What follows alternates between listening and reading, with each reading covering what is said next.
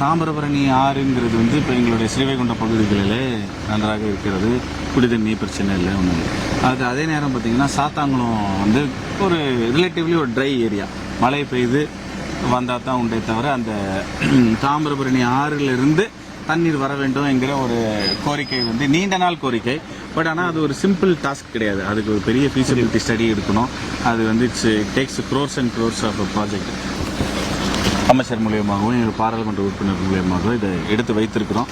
இது இன்னும் சிஎம் டேபிளுக்கு இன்னும் போகலை. இன்னும் செக்ரட்டரிஸோட ஃபீஸிபிலிட்டி ஸ்டடியில் இருக்குது. ஆனால் நிச்சயமாக இதை எடுத்து இதை கொண்டு வந்து சேர்த்தால் தண்ணீர் தட்டுப்பாடு என்பது இந்த தொகுதியிலே இனிமேல் எந்த காலமும் இருக்காது. அதை செய்ய வேண்டும் என்ற ஒரு பெரும் முனைப்போடு இருக்கிறோம். அதுதான் என்னோட ஒரு கோல். இந்த தடவை என்னோட லைஃப் கோலே இதை நான் செஞ்சு முடித்தோம் என்றால் இந்த தொகுதிக்கான ஒரு முழுமையை அடைந்து விடும் என்கிற இதுதான் இருக்குது.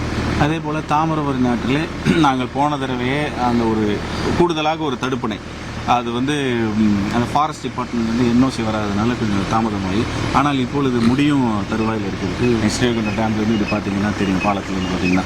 ஸோ அந்த ஒரு தடுப்பணை வந்துட்டால் இன்னும் கடலுக்கு போக வேண்டிய அந்த போகிற தண்ணி இன்னும் கம்மியாகும், வீணாக போகிற தண்ணி இன்னும் கம்மியாகும். ஸோ இந்த மாதிரி சில லேண்ட்மார்க் ப்ராஜெக்ட்ஸை முடிச்சிட்டோம்னா ஸ்ரீவைகுண்டம் தொகுதி இன்னும் 100 ஆண்டு காலம் எந்தவித பிரச்சனையும் இல்லாமல் இருக்கும். அதை செய்வதற்காகத்தான் நாங்கள் மீண்டும் இதில் போட்டி போட்டு கேட்டுக்கொண்டிருக்கிறோம்.